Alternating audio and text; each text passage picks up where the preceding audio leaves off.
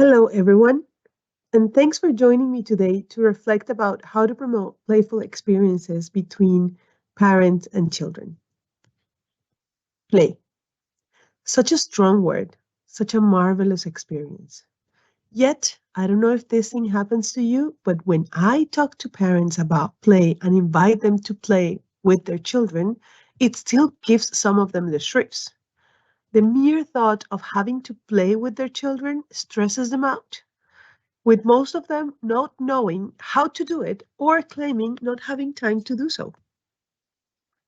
Play sometimes can be something that scares parents or other family members, such as grandparents or aunts and aunties. Um, Play can be something that adults think that they are no longer in shape for. My name is Nehyi Quintero, and today I want to invite you to think about new ways to promote play between parents and children. And guess what? All you're going to need is a piece of paper. So let's start by closing your eyes. Imagine you are the parent, that parent that you're usually asking as a teacher to play a little bit more with their children. Imagine it's 7 a.m.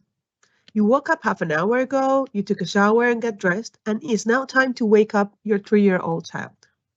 How does the day begin for you? How do you wake your boy or girl? Do you perhaps open the curtains and softly stroke her hair? Maybe you give him a kiss on the cheek and whisper good morning to his ear. But what if instead of waking him or her up like this, you start making a soft alarm noise? Beep, beep, beep. And then you start calling all spaceship crew members to get ready for launching. Now that you got your spaceship captain ready and dressed, it's time to feed her. So let's think. What could the captain need to put fuel on the machine or on the spaceship system? What if this fuel needs to be something that's round so that it moves along the tubes easily? What could we eat that is round? You can start sharing your questions or your thoughts, in the Q&A box, and I have to publish them, and but I can read them out loud if I cannot publish them. I'm sorry, but I have to do both things at the same time. But I invite you to write your thoughts as long as I'm, asking different questions along the workshop. So let's go back to that thought. What could we eat that is round? Perhaps a hard-boiled egg. What about some grapes? I know I love mozzarella cheese balls and cherry tomatoes with my breakfast. And see, just like that, the morning routine is filled with joy and play. See, when as teachers we invite parents to play with their children, sometimes we fail to realize that play may be misunderstood. Parents usually think of play as something that they need to make time or extra time in the already filled agendas, and then dedicate that time to play with their children. They also think that they need to buy different toys, that they have to spend a couple of hours a day building towers or attending tea parties. And while these are indeed great ways to play with their children, I know that it benefits parents when they understand that play can be built into their present daily life routines. And this is why my invitation for you today is to rethink how you are promoting play between parents and their children. So let's think, for example, on something that happens every day from Monday to Friday within their daily life routines. Parents go with the children from their home to the educational center. And that um, road or that walk from the home to the educational center is filled with play opportunities, for sure. Let's invite the parents to take advantage of those opportunities. They can take a look at the sky and see if, for example, the sky is clear for the rocket launch. Perhaps they can start asking their child different questions about this planet that they're going to visit. How is it? Does it have mountains? Does it have rivers? What shapes do you think the trees that we're going to find in that planet are? Do they have leaves or do they have something else? What other questions do you think they might arise during this adventure walk? You can also share them in the Q&A box if you want to.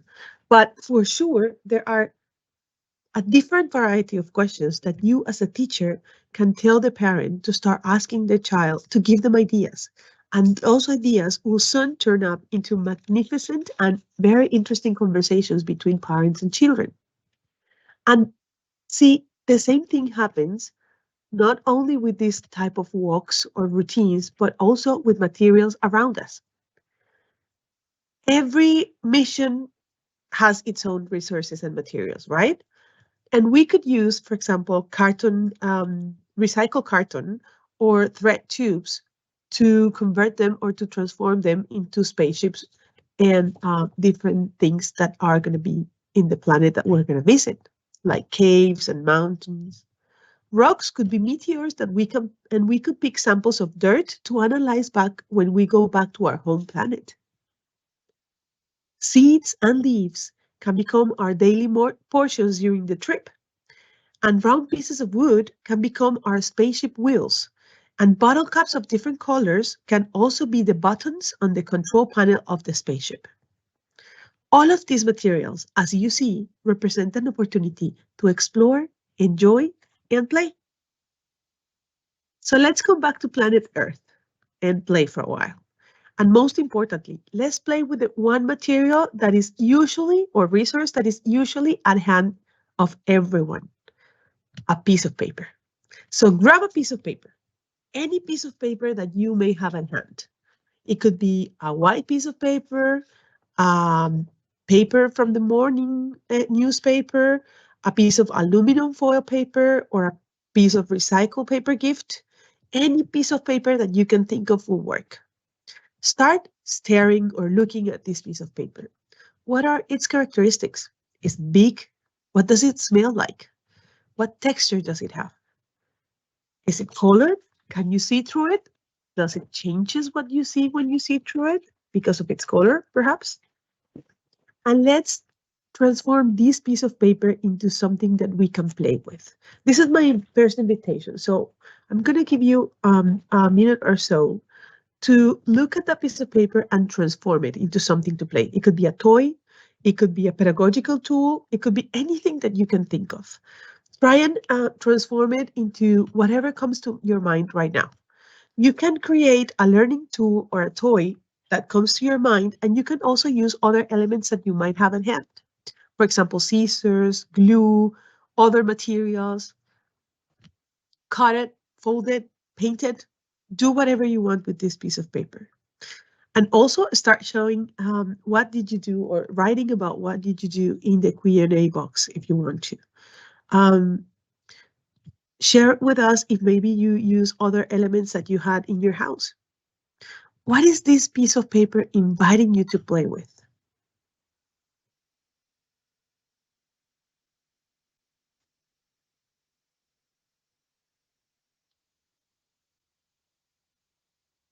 Don't be shy.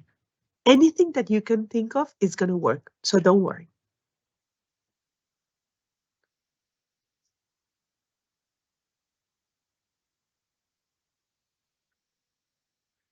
Okay, let's see how everyone did.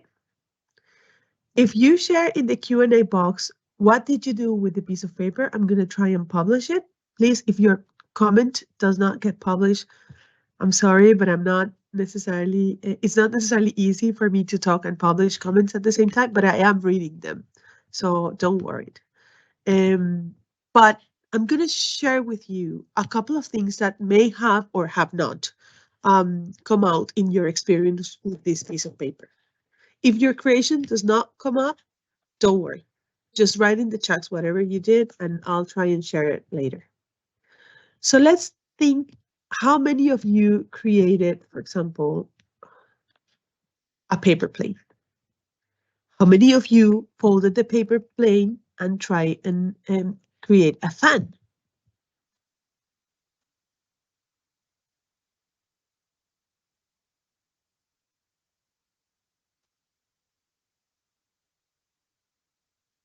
Did you perhaps thought about ripping the paper into little pieces and make it into confetti?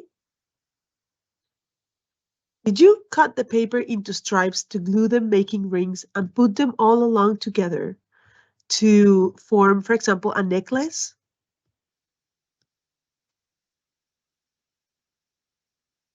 Who scrunched the paper and made it into a soccer ball?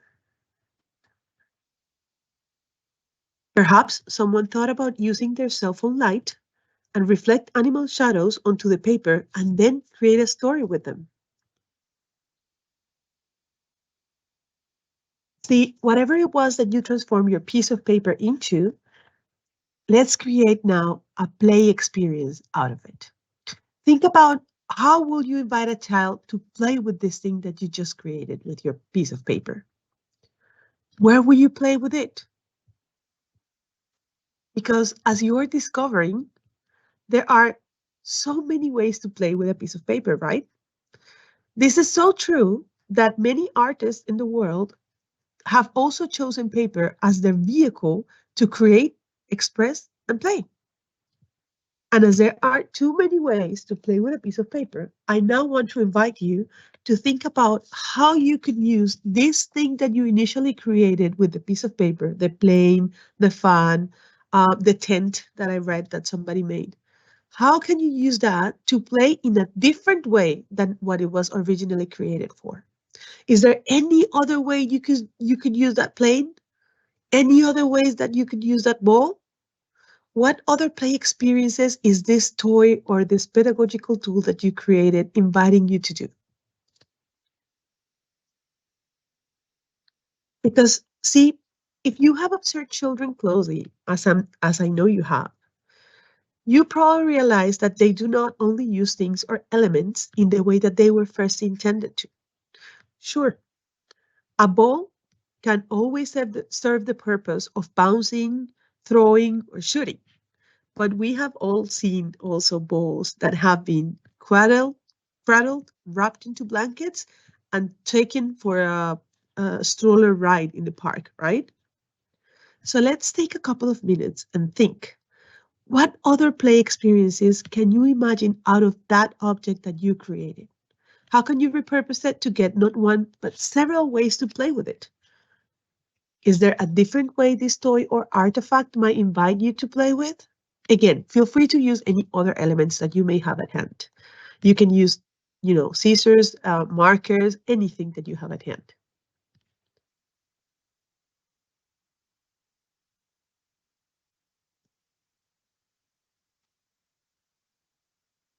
And somebody's actually a little bit ahead of me and saying that they can use it in the morning to wake the child up in order to call all the spaceship group.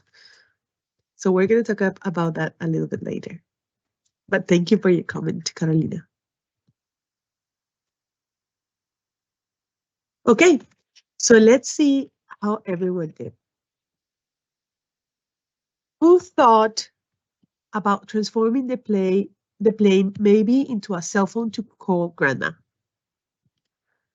Was your fun the tail of a peacock that you drew in your hand?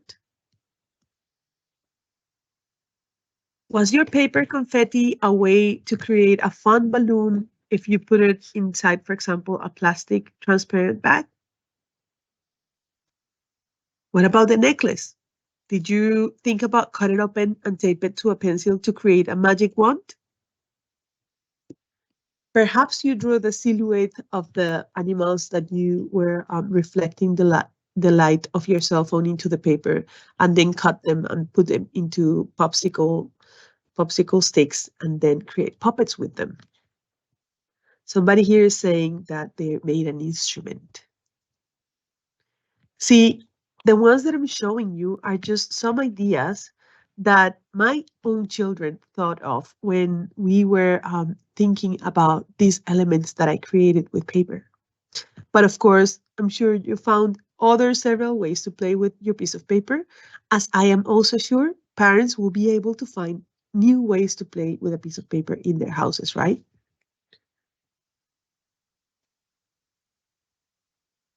Now let's think about how to invite parents to take play to the next level. Let's connect with their child interest, which at the beginning, remember, was a space. How could they use a piece of paper and play with it while also learning about space?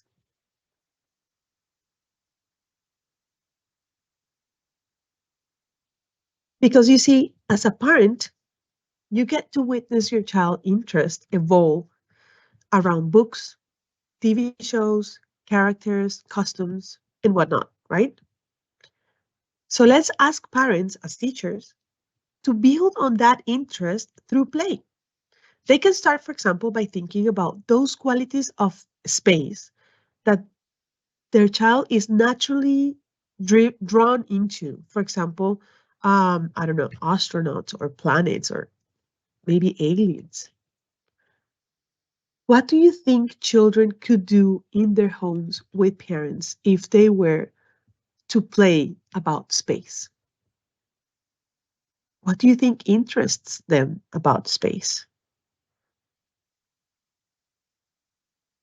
How could they use a piece of paper if they were to play with their parents about space?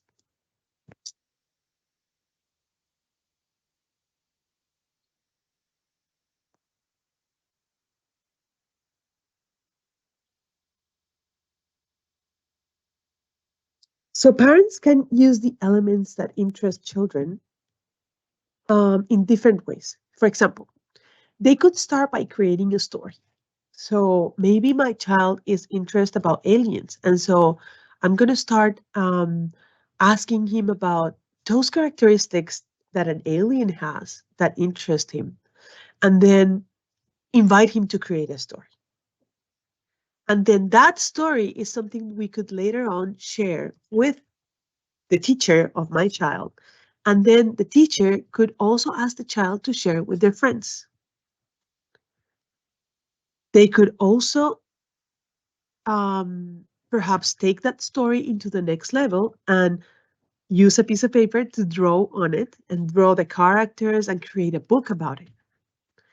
But they could also use the piece of paper or different pieces of paper to create customs about those characters. They could use the pieces of paper to create the caves where those aliens live. They could use a telescope, just like Carolina is mentioning here, out of the piece of paper and try to look at the sky at night. There are so many things that we could play with, both in the house and in the educational center with our children about space with a piece of paper. The story that they create is also something that is going to help them strengthen their language skills. They are going to connect their reality with their imagination. And they're going to be able to give a clear structure of the story, right? And these are skills that are going to stay for them forever, for the rest of their lives. And so you're not only playing with them and you're not only enjoying that time with them, but you're connecting to what's happening in their house. And as you're connecting to what's happening in their house, they're going to go back to their house and they're going to continue playing with their parents. And so you're also promoting the creation of bonds between parents and children. Now, what else or how would you work in the classroom if you're going to work with this interest that is space through play? And how would you do it through a piece of paper? To have a better idea of how could we do that, I actually invited a small group of children to learn about space. So we started by watching a book about space, and we read about, different characteristics in space. It was a story. And then I invited them to this setting where they had different pieces of paper from different colors and textures and sizes and shapes. Um, And we decided to create our own space elements. What do you think these children were thinking when they saw these materials? What do you think they wanted to do when they saw this disposition of different pieces of paper? In the case of my session, all of the children started by creating their own planets. They scrunched different papers, different sizes of, and they created different sizes of planet balls with different types of texture of pieces of paper with different textures. They also started comparing those planets that they had created. As they also saw in the book the picture of meteors that had long tails, they started creating their own meteors by ripping paper off. One of the children decided to create a meteor with a very long tail and they started flying it around the room. Finally, there were so many pieces of meteors in the floor that they decided to create a really big meteor rain. As you can see, these type of experiences are helping children to develop their creative and cognitive processes. They're not only creating something, but they're solving problems. How can we create a meteor with a piece of paper? What characteristics does a meteor has that, such as, for example, a long tail, that I can use this piece of paper to create? How to recreate those characteristics? And how do we create plays and stories with pieces of paper? So, as you just saw in this short experience, there are so many other things that children can definitely play with a piece of paper and discover about space, when they're playing with a piece of paper. So now I want to ask you to again write in the Q&A box. What else do you think children can learn about space using paper? What comes to your mind? How do you think paper could be used to detonate explorations about this interest that is spaceship? How would you do it? How would you invite them to discover space through a piece of paper? Somebody in the chat earlier posted that they could explore how gravity and air affect matter with a balled up piece of paper or a flat sheet. That is so true, and that is something we actually did. I'm going to talk to you about it a little bit later.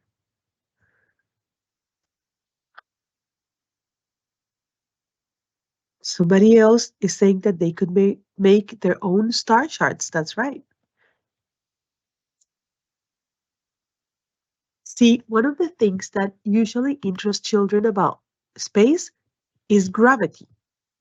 In more likely, the lack of gravity.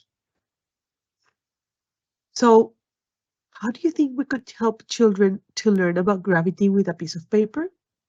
Somebody already said a good answer, which is, compare different papers falling. And that's actually something that happened in my session with these children. I was with another teacher, and we took one of those planets that they had created with pieces of paper, which was basically a piece of paper that was scrunched into a ball, and then a flat piece of paper that had not been touched by the children. And we let them fall at the same time. And children were amazed that they didn't fall at the same speed. So Jose Antonio, while they were watching this, he said that he had seen a video about space before and that he knew in space things float. So I asked him, so you mean they don't fall? And he said, no, they float and float forever. And then he started grabbing pieces of paper, pieces, and threw them in the air to show us how they floated before the pieces of paper started.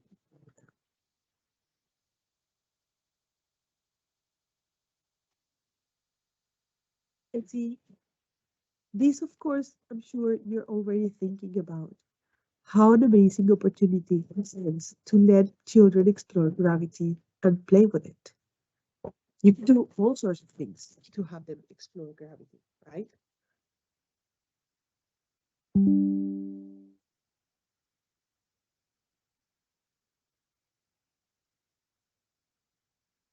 But now I want to ask you to also write in the Q&A box.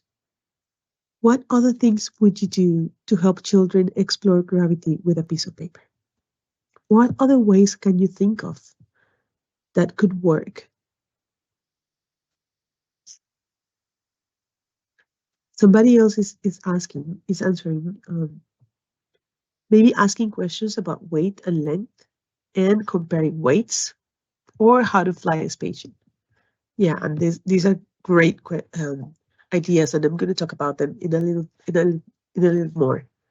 But what else could you do to invite children to explore gravity if you only have a piece of paper with you? You already show them how different pieces of paper fall. If you scrunch one or let the other one just as it was in the beginning. Somebody else is saying that we could explore light and shadow, and definitely, and how there's darkness in space. And we could do all that through paper, for sure.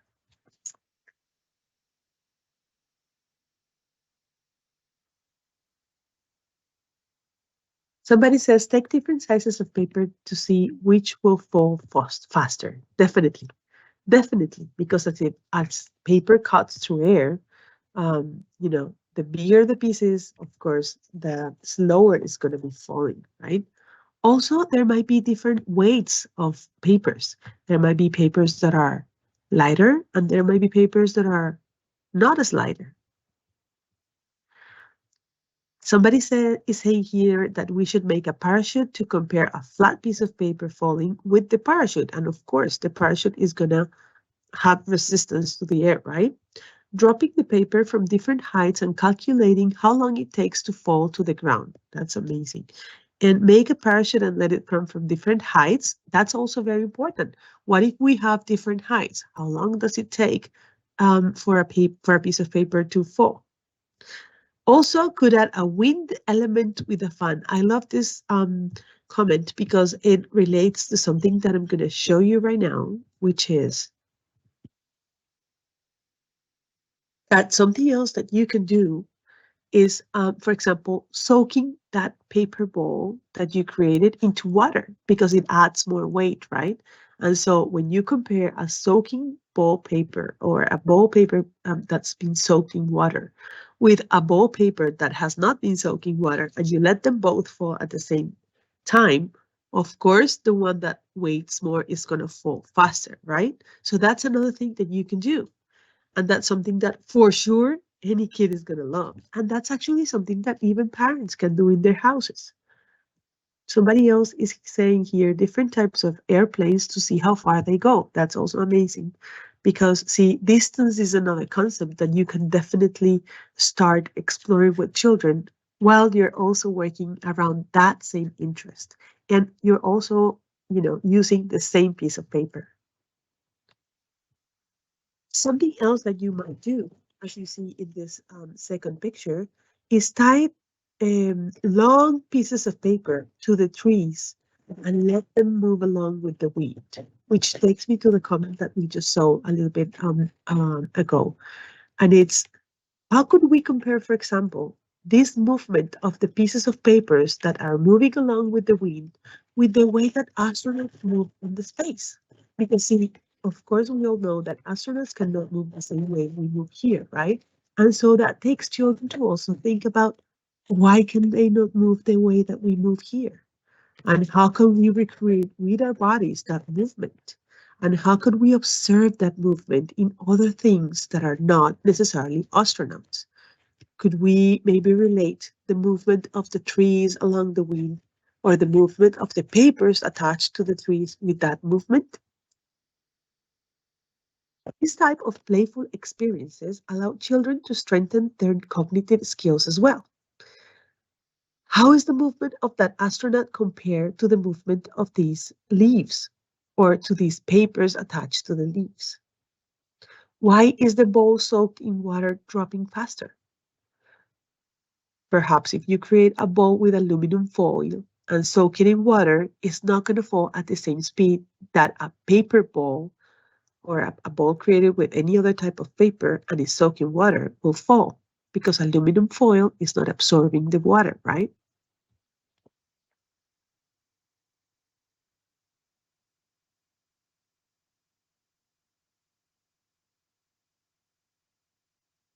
See, play opportunities are hidden in our everyday lives. in the materials around us, in our brains and hearts. The way I see it, play lives within us because we are playful by nature. And this is the message that I want to invite you as educators to make sure to pass on to parents and families accompanying their children. We can all play. They can play.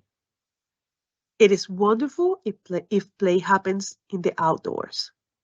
It is great if they're able to set up aside some time to play with their children, or if they have playrooms filled with toys to engage in different explorations and stories. However, that is not the only way that we can play and they can play with their children. Play is just a joyful space trip happening during morning routine. Play is just a piece of paper away. Thank you very much for joining me in this workshop. I hope that you enjoyed it.